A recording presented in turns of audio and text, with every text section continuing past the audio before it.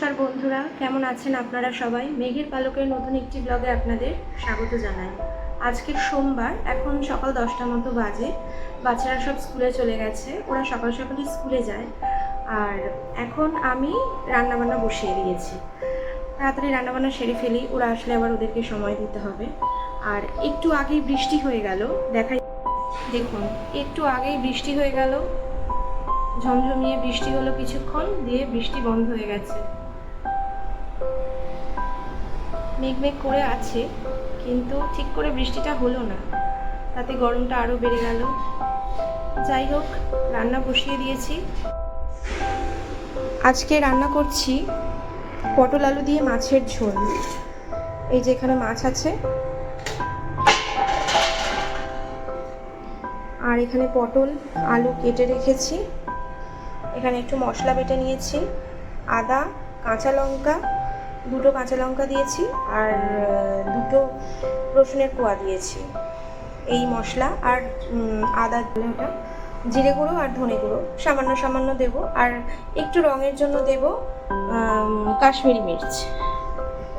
তো আমি একদম সিম্পল করেই করব, কারণ কালকে মাংস খাওয়া হয়েছে, কালকে একটু রিচ হয়েছে খাওয়াটা, সেই জন্য আজকে একদম পাতলা করে করব। তেল দিয়ে দিলাম কড়াইয়ে, সর্ষের তেল দিলাম। তো এখানে আমার তেলটা গরম হয়ে গেছে, এবার আমি এক এক করে তেলের মধ্যে মাছগুলো ছেড়ে দেবো।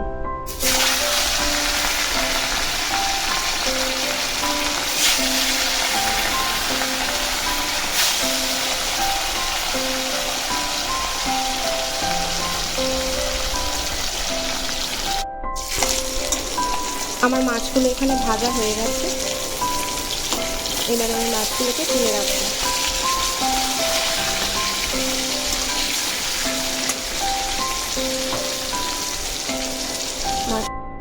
মাছটা ভেজে তুলে রেখেছি এখানে, আর এখানে কড়াইয়ের মধ্যে আলুগুলো দিয়ে দিয়েছি।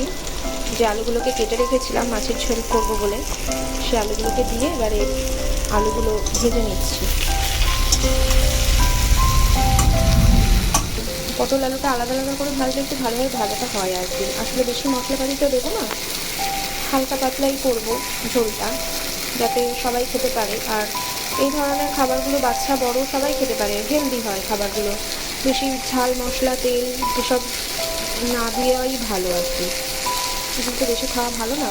তো এই হালকা খাবারগুলো, পাতলা করে ঝোল মাছের, এগুলো বাচ্চাদের জন্য ভীষণ উপকার। আর আমার তো বাড়িতে বাচ্চা রয়েইছে, ওরা স্কুল যায়, স্কুল থেকে আসবে গরমের মধ্যে, বেশি রিচ না খাওয়াই ভালো। তো সেই জন্য একটু হালকা করে, একটু পাতলা করে মাছের ঝোল করছি। ভেজে নিই, তারপরে পটলটা ভাজবো। আমার আলুটা ভাজা হয়ে গেছে, এবারে আলুটা তুলে নেব। আলুটা তুলে নিলাম, এবারে কড়াইয়ের মধ্যে তেলে একেবারে কালো জিরে ফোড়ন দিয়ে দেবো। তারপর এর মধ্যেই পটলটা একেবারে দিয়ে দেবো।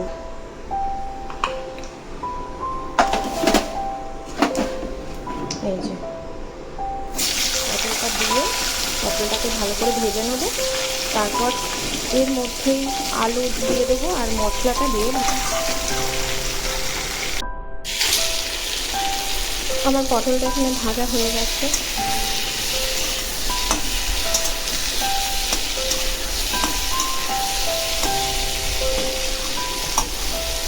এর থেকে বেশি কড়া করলে ভালো লাগবে না। এবার এর মধ্যে আলুটা দিয়ে দেবো।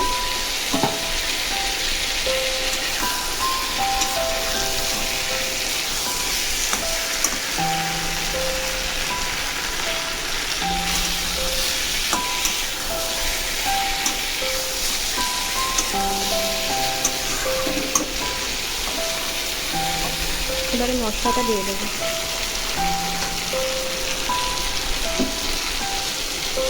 আগে তো বলেইছি, এখানে আমি আদা, দুটো কাঁচা লঙ্কা আর দুটো রসুনের কোয়া বেটে রেখেছিলাম, আর তার মধ্যে একটু কাশ্মীরি লঙ্কা দিয়েছি যাতে একটু রং হয়, আর অল্প জিরে গুঁড়ো আর ধনে গুঁড়ো অ্যাড করেছি, দিয়ে মিশিয়ে নিয়েছি আমি।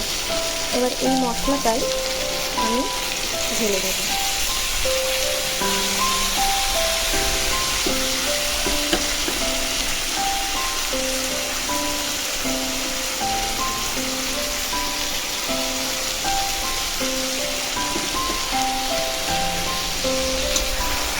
ভালো করে কষাবো।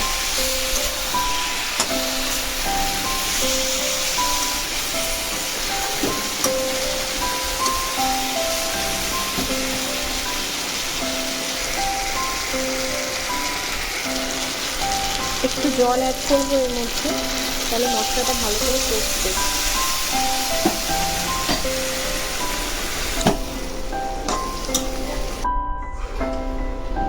ঝোলটা ফুটে গেছে, এবার আমি মাছগুলো ঝোলের মধ্যে দিয়ে দেবো।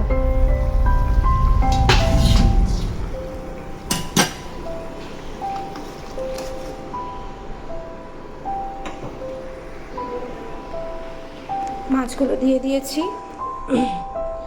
এবারে ভালো করে ফুটলে একটু দেখে নেবো, আলুগুলো সেদ্ধ হয়ে গেছেই, একটু ভালো করে ফুটিয়ে তারপরে নামিয়ে নেবো।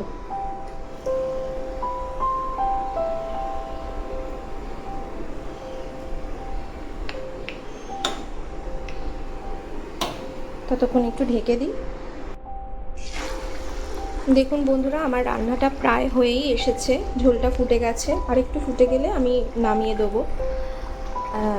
একদম সাধারণ রান্না, আমরা প্রত্যেকেই কম বেশি বাড়িতে এই ধরনের রান্না করে থাকি। আপনাদের বাড়িতে যদি বাচ্চা থাকে তাহলে তাদেরকে এইরকম রান্না করে দেবেন।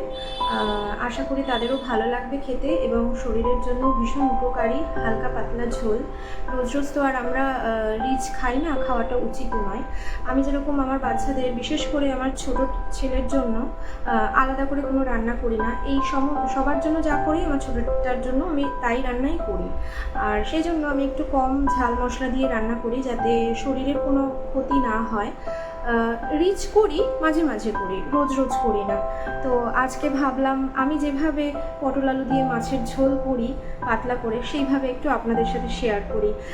আপনাদের যদি ভালো লাগে রান্নার রেসিপিটি, তাহলে আমাকে কমেন্ট করবেন বন্ধুরা, কেমন লাগলো আপনাদের আমার এই রান্নার রেসিপিটা। তাহলে আমার ভালো লাগবে, আমি যদি জানতে পারি আপনাদের ভালো লেগেছে, তাহলে সেটা দেখে আমারও ভালো লাগবে। আমাকে কমেন্ট করে জানাবেন, আর আপনারা ট্রাই করবেন, আশা করি ভালো লাগবে। তো আমার রান্নাটা হয়ে গেছে, আমি এখন নামিয়ে, এই যে রান্নাটা আমার একদম কমপ্লিট, আমি নামিয়ে নেব রান্নাটা। এই যে নামিয়ে নিলাম রান্না, মাছের ঝোল পটল আলু দিয়ে পাতলা করে কমপ্লিট হয়ে গেছে।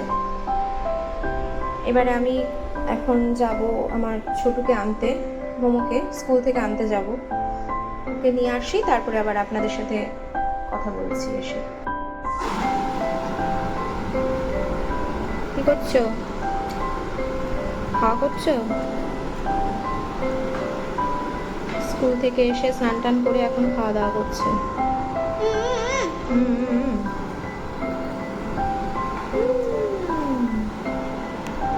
খেয়ে নাও, ভিডিওটা শেষ করো চটপট। হ্যালো বন্ধুরা, তোমরা এরকম বানিয়ে খাবে, ঠিক আছে?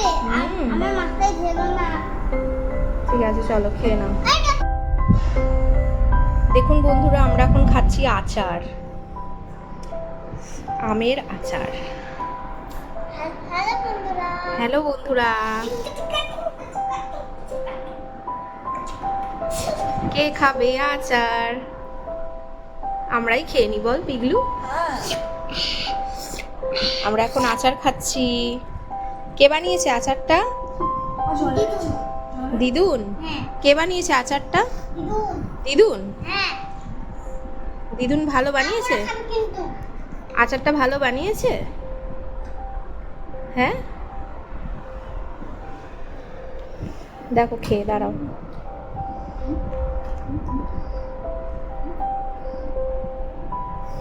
নিজে খাবো না? হ্যাঁ খাবে, আমি একটু খাইয়ে দিই। দেখো কেমন হয়েছে গো, দারুণ হয়েছে। ওয়াও, এই কি করছিস? এই আচারটা খেয়ে নে, তারপরে ঘুমাস। তো চলুন আমরা আচার খেয়ে নিই, আবার পরে কথা হচ্ছে আপনাদের সাথে। ওই বেশি কথা বলবি না। শুভ সন্ধ্যা বন্ধুরা, চা নিয়ে চলে এসেছি, চা খাবো এখন। এই যে চা আমার, আর আমার মোমো আর পিগলুর হরলিক্স, আর এখানে নিয়ে এসেছি বিস্কিট, এটা সন্দেশ বিস্কিট, এটা ছোট্ট ছোট্ট প্যাটিস, ভেতরে সুজি ভরা, আর আছে কেক। এই দেখুন অবস্থা, এখনো ওঠেনি। মোমো ওঠো, মোমো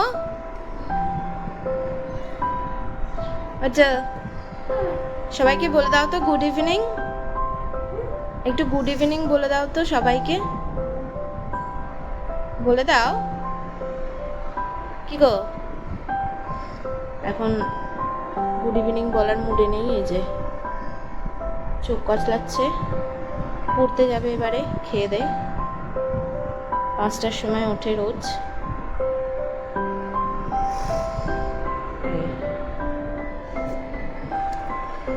চলো চাটা খেয়ে নিই, চলো তোমরা খেয়ে নাও হরলিক্সটা। তো চলুন বন্ধুরা, আজকের মতো ভিডিওটি আমি এখানেই শেষ করছি। আর আমার ভিডিওটি যদি আপনাদের ভালো লেগে থাকে, আমার ভিডিওটিকে লাইক, শেয়ার এবং আমার চ্যানেলটিকে সাবস্ক্রাইব অবশ্যই করে দেবেন। আজকের মতো আসি, ভালো থাকবেন আপনারা, সাবধানে থাকবেন, সুস্থ থাকবেন, ধন্যবাদ।